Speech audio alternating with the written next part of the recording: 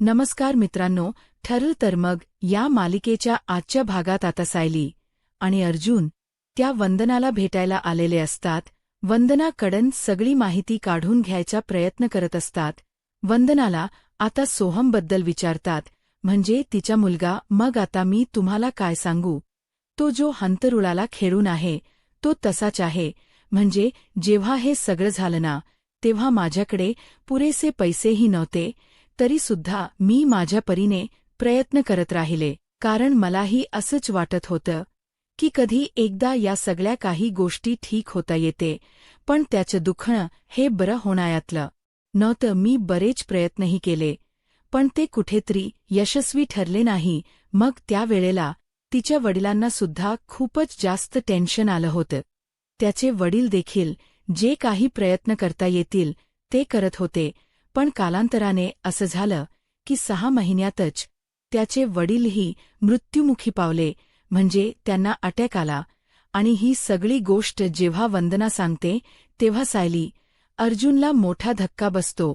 आणि त्याच वेळेला पुढेही ते हेही सांगते की माझ्याकडे तेव्हा कामही नव्हतं, काहीच नव्हतं. मग मी शेवटी पनवेलची जी रूम होती आमची ती विकली आणि कर्जतला थोड्या पैशामध्ये घर घेतलं. त्यानंतर तिथेच काही काम वगैरे करून मी माझा उदरनिर्वाह आतापर्यंत करत आहे. माझा चांगला सोन्यासारखा जो मुलगा आहे तो माझ्या हातातून गेला. पण तुम्हाला काय केलं तिने, ते जरा मला सांगाल का? म्हणजे तुमच्या बाबतीत नेमकं काय झालं ते मलाही कळेल असंही आता ती म्हणत असते.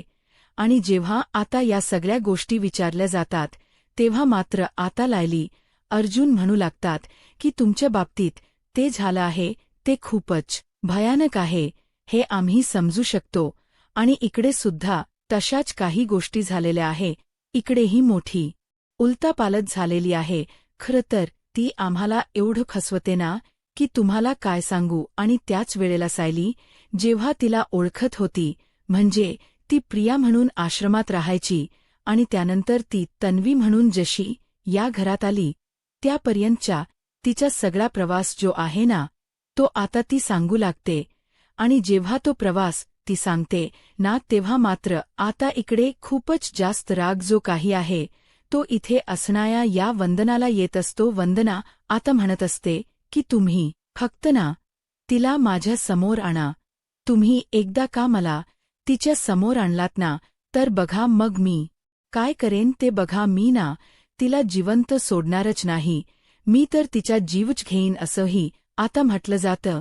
जेव्हा या सगळ्या गोष्टी बोलल्या जातात ना, तेव्हा मात्र सायली जी आहे ती सांगत असते की कोणताही निर्णय आपल्याला घाई गडबडीत घ्यायचा नाहीये. मला कळतं की तुम्हाला तिचा राग आहे, या सगळ्या गोष्टी कळते, पण जरा थांबा, आपण हळूहळू यावर मार्ग काढूया असंही ही आता म्हणत असते. पण तुम्ही या सगळ्यामध्ये मला मदत कराल का प्लीज? तुम्ही जर मला मदत केली ना तर बरं होईल असंही आता सांगितलं जातं. मग त्याच वेळेला हो का नाही, मदत करणार ना. तुला मदत काय करायचं आहे सांग. पोलिसांना सुद्धा काही सांगायचं असेल ना तर ते सुद्धा सांगायला यायला मी तयार आहे. कारण त्या मुलीने जो काही त्रास दिलाय ना तो एकदमच भयंकर असा आहे. आणि त्या मुलीला त्याची शिक्षा तर मिळायलाच हवी. आणि ती शिक्षा मिळवून देण्यासाठी ना मी कोणत्याही थराला जाईन, अगदी काहीही करेन. मग आता सायली अर्जुनही बघत असतात एकमेकांकडे, कारण त्यांना ना आता जी साथ हवी असते ती वंदना द्यायला तयार झालेली असते. आणि त्यामुळेच ना त्यांचं अर्ध काम जे आहे ते ब्यापैकी सोप्पं झालेलं असतं. आणि त्यामुळेच नात यांना आनंद वाटत असतो. पण आता त्यांना जरा हे जरी पॉसिबल वाटत असलं तरी सुद्धा ब्याच पुढच्या गोष्टी ज्या आहे त्या त्यांच्या बाजूने करून घ्यायच्या असतात. कारण जरी बाई उद्या येऊन बोलली सुद्धा अजून पुरावे ह्यांना गोळा करायचे आहे. कारण जर त्यांच्या हातात पुरावे असले तरच प्रिया त्यांना तोंडावर पाडू शकणार नाहीये. ही गोष्ट आता त्यांना माहिती झालेली असते. आणि आता तसाच विचार आहे ना दोघेही जण करत असतात.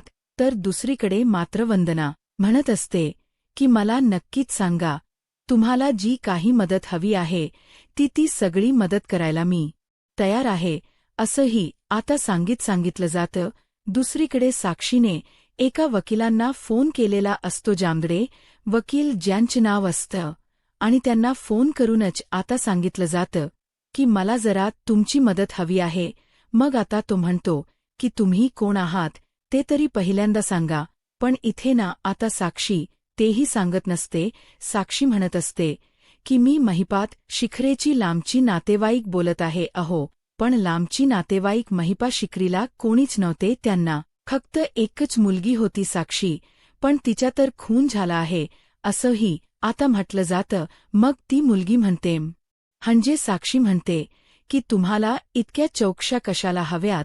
मी तुम्हाला जितकं म्हटलं आहे ना तितक्याच प्रश्नाचे उत्तर मला द्या. म्हणजेच मला हे म्हणायचं आहे की तुम्हाला मी सांगितलं आहे ना, मग तेवढंच मला सांगा, उगाच नाही. एक्स्ट्रा बोलू नका. मी त्यांची पुतणी बोलते. तुम्ही ती केस घेऊ शकणार आहे का? त्यावर ते वकील सांगतात की तुम्ही काही करा, कोणत्याही कोर्टात अपील करा, पण ही केस आहे ना कोणीही घेऊ शकणार नाहीये. त्यामुळे मलाही फोन करून त्रास देऊ नका. सरळ सरळ त्या वकिलांनी आता सांगून ठेवलेलं असतं. मग आता साक्षी त्यांच्यावरच भडकते. जर काम जमत नाही तर काय बोलायचं, सरळ बोलून टाकायचं ना, या भाषेतच आता त्या वकिलाला बोलत असते. वकीलही भयानक असा चिडलेला असतो. वकिलाला काय करावं हे सुचत नसतं. तर दुसरीकडे मात्र आता पाहायला मिळत की इथे साक्षी जेव्हा फोन ठेवते ना तेव्हा तो वकील म्हणतो की काय बोलायचं ना, आता असल्या माणसांना खरंच ही माणसं एक नंबरची बेकार असतात. मी फक्त त्यांना मदत मागितली तर इथपर्यंत ही लोक जाऊन पोहोचले कसं आहे ना हे असंही आता म्हटलं जातं. तर दुसरीकडे मात्र आता पाहायला मिळत असतं की सायली जी आहे आणि ते अर्जुन दोघंही जण घराच्या बाहेर पोहोचलेले असतात. आता ना प्रियाच्या या खोटाड्या वागण्याचा खूप जास्त त्रास होत असतो, कारण रोज त्यांना एक खोट सगळं सत्य समोर येत असतं आणि त्यामुळेच ना त्या सगळ्या गोष्टी नकोशा झालेल्या असतात. आणि म्हणूनच कुठेतरी हे सगळं संपवायचं असा विचार त्यांच्या डोक्यात सुरू असतो. त्याच वेळेला सायली म्हणत असते की ते खोट्याच प्रमाण इतकं वाढत जातंय ना की त्याला कुठेही लिमिट नाहीये, मर्यादा नाहीये. पण आपण या गोष्टी सांगण्याआधी आपल्याला मैना आणि सदा सापडायला हवे, आणि त्यांना सुद्धा ना हिनेच लपवून ठेवलेलं आहे हेही आपल्याला माहिती. जर ते आपल्या हातात भेटले ना तर आपलं काम आहे ना बरंच सोपं होऊ शकणार आहे. पण आपण त्यांना शोधायचं कसं? कारण जर बुलीचा खुलासा जर आपल्याला करायचा असेल तर त्यासाठी आपल्याला मना, मैना आणि सैत सदा हे दोघंही जण हातात पाहिजेत, आणि तेव्हाच आपण हे सगळं काही पॉसिबल करू शकणार आहोत असंही आता सांगितलं जातं.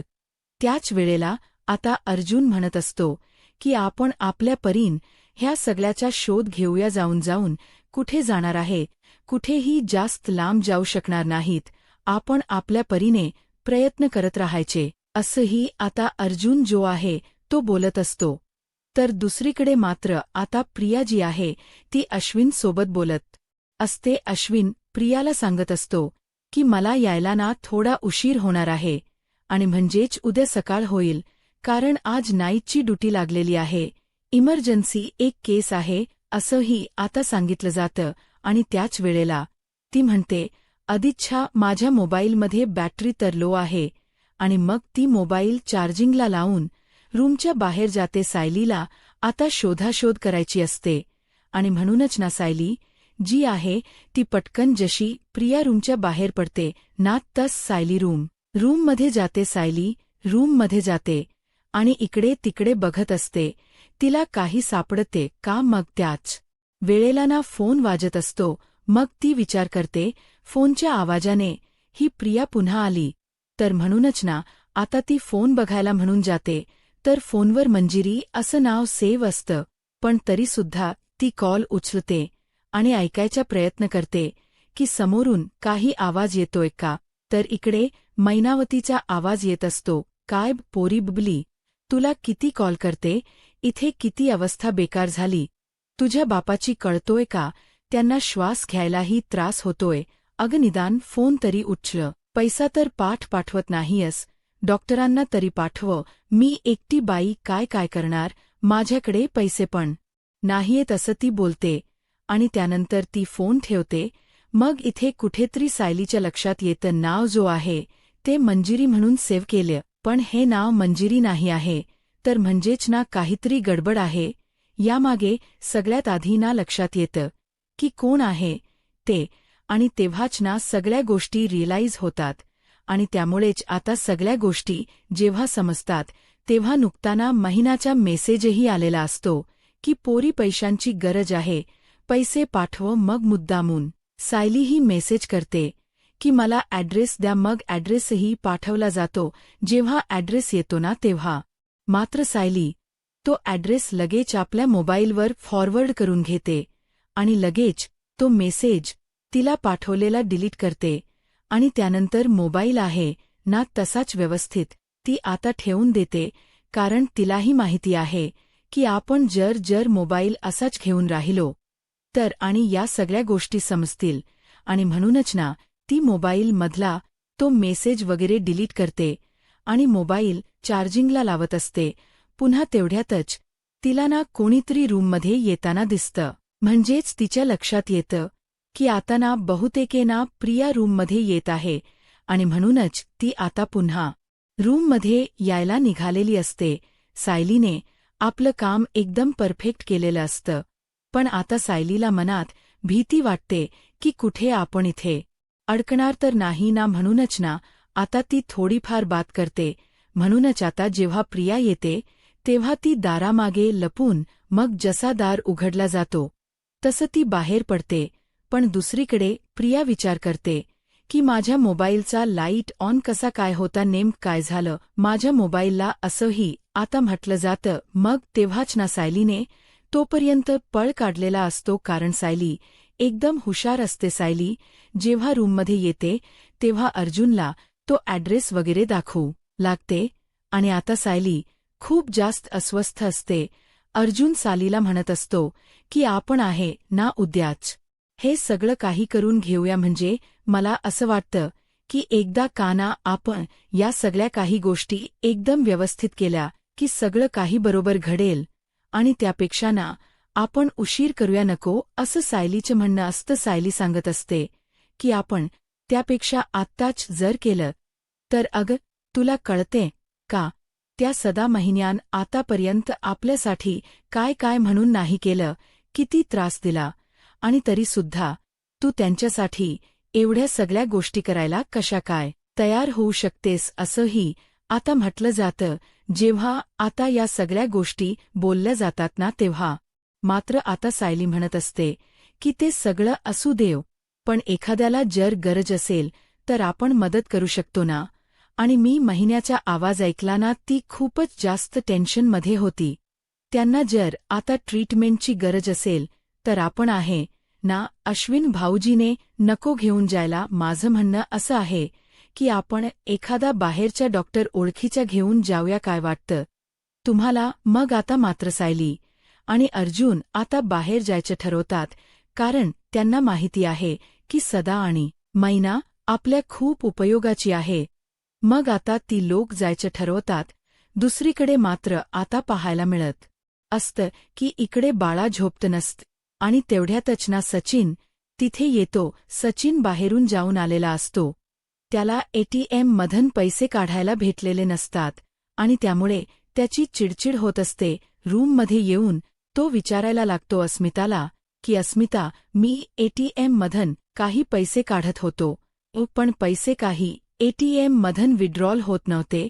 कसे काय, तू काही केलं आहेस का, म्हणजे इनॅक्टिव्ह अकाउंट असं म्हणत होते. नाही, मी अकाउंट तर ॲक्टिव्ह आहे ना. मग असं कसं दाखवलं तुला, असंही ती आता म्हणत असते. जेव्हा आता या सगळ्या गोष्टी ती बोलते ना तेव्हा तो म्हणतो मध्ये, ते असं का दाखवलं, पैसे तर अकाउंटमध्ये आहे, मग अकाउंटमधून पैसे का नाही निघाले. मला बाळासाठी गिफ्ट घ्यायचं होतं, तेही गिफ्ट घेता आलं नाहीये काय यार. मग आता त्याची चिडचिड होत असते. तेवढ्यातच ना बायाही झोपी जातं.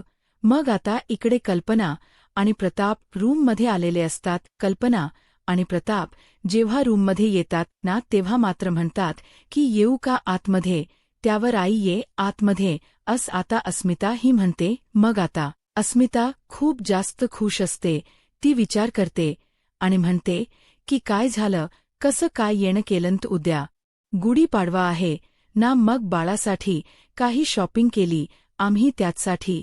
मग म्हटलं बाळाला काही कपडे वगैरे आणले आहेत, मग ते देऊन यावेत.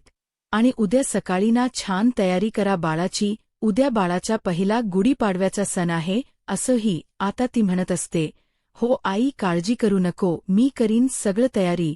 आणि त्याचबरोबर अगं बाया झोपलं की तूही झोपून जायचं कशाला, एवढावी वाट बघत बसतेस कारण तुलाही आरामाची गरज आहे.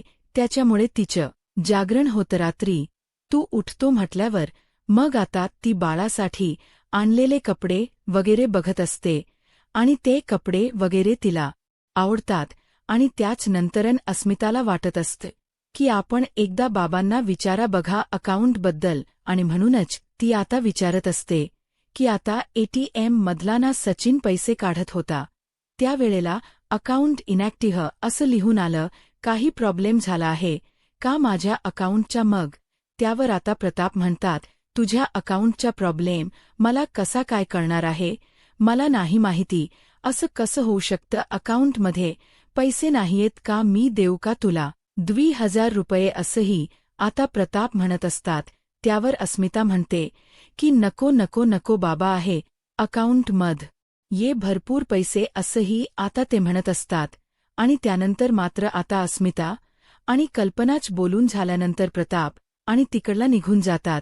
तर दुसरीकडे मात्र आता जो सचिन असतो ना तो म्हणतो की तुझ्याकडे एखाद दुसरं एटीएम कार्ड असेल तर ते दे ना मला. मग ती म्हणते की माझ्याकडे एकच एटीएम कार्ड आहे, दुसरं माझ्याकडे एटीएम कार्ड नाहीये. मग असे असू दे ना. आणि मग त्यावेळेला सचिन म्हणतो की अगं ती लोक आपल्याला पैसे देत होते, 2000 रुपये देत होते, ते तुझे वडील. मग तुला घ्यायला काय झालं होतं, तू घेतले असतेस तर तेच आता उपयोगी पडले असते ना. मला बाळासाठी खेळणं घ्यायचं आहे आणि ते खेळणंसुद्धा मला घेता येत नाहीये का, तर माझ्याकडे पैसे नाहीयेत. म्हणून असं बोलून ना तो आता खूप जास्त चिडचिड करत असतो.